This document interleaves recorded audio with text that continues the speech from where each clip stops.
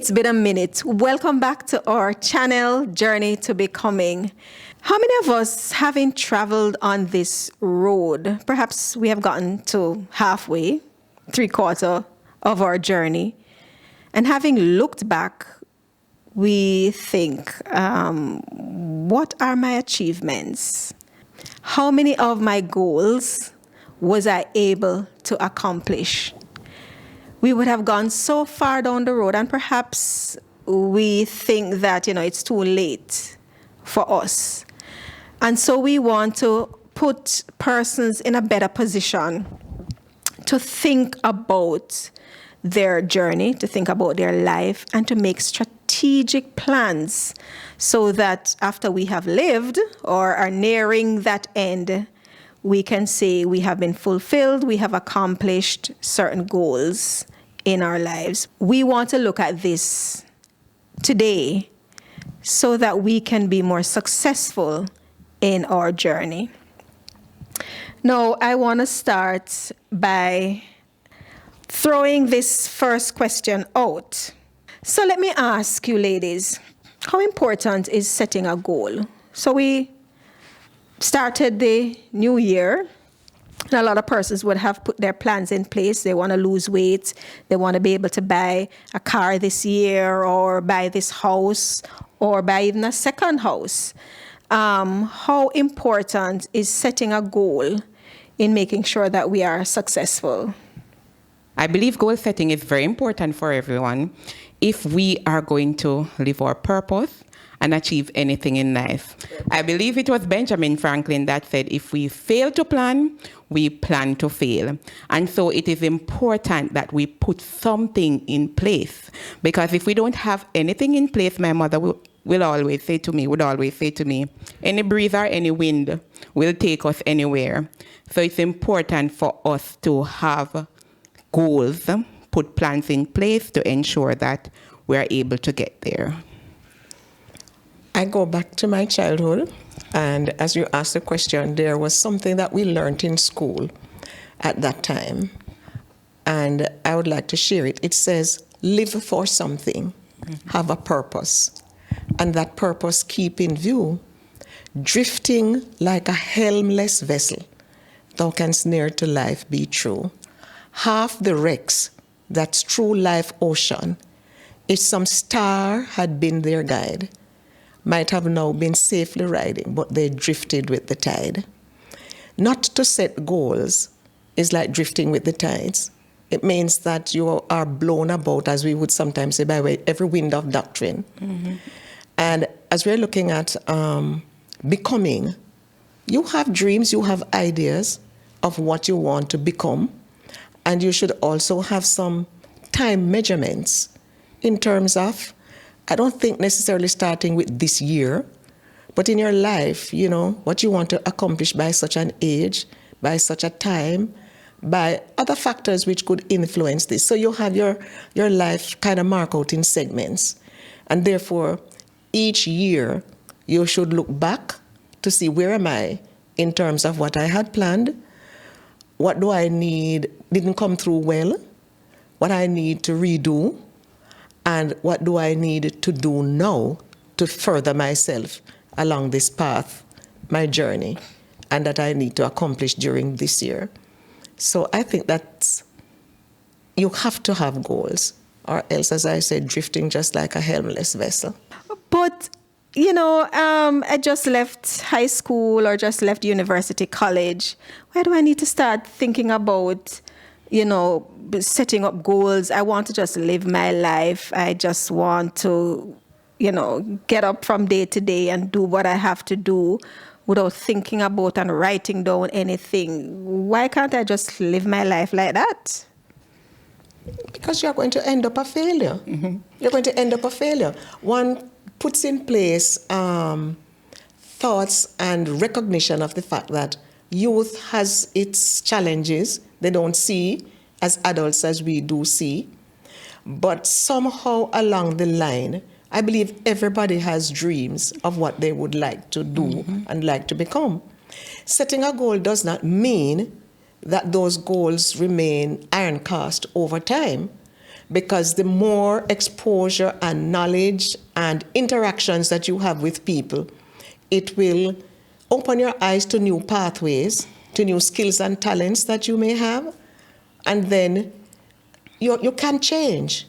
And there is place for change when you set your goals. Doesn't mean that they are cast in iron, and therefore, because I set these, come hell or high water, I have to maintain them. So you give place for maturity. Many times I say I don't really take as gospel what a young person says even when they go to university. I want to be this and I want to be that.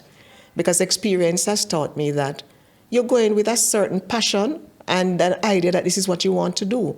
But then your eyes are open to other things and you're permitted to change. And also, you won't be young forever, and time really flies very fast. And you will find out that you get to a place or a stage in your life and you look back at yourself and you're wondering, what have I accomplished over this year, over these years that I am on earth? And so it is important that we start very young in terms of planning, in terms of goal setting. As Joan mentioned, it doesn't mean that things are set in stone, but it is important for you to have something in place. Goal setting propels our action, it motivates us, it drives us to get something done. So if we don't have anything in place, we'll just be floating in the wind. And we find out that we get to an age in our life where we achieve nothing and we look back and we regret, right? So it's important that we start now in terms of goal setting. I might add, Michelle, that I think most institutions, educational institutions, do encourage our young people and give guidance and counseling as to how they could, begin to set goals, look at what's out there that could interest me, the skills and talents that I have. I think we looked at that some time ago, how we can use those to forward, what we would like to become in life.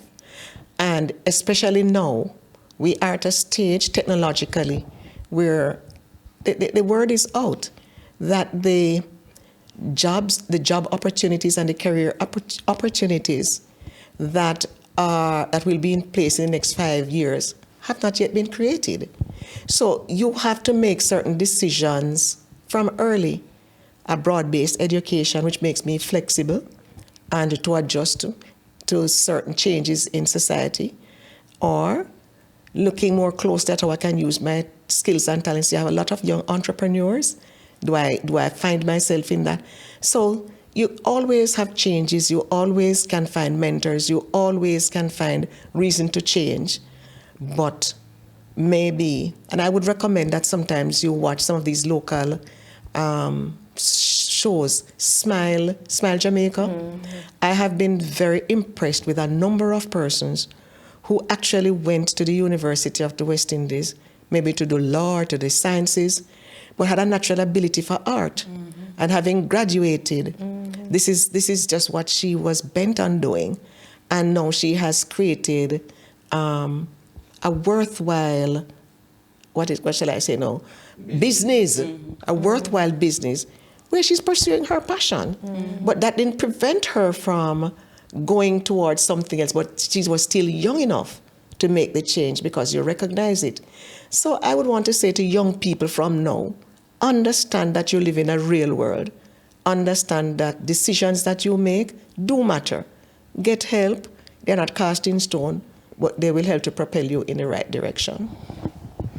I want to pick up on something that Hope said earlier, that you're not going to be young forever. Right?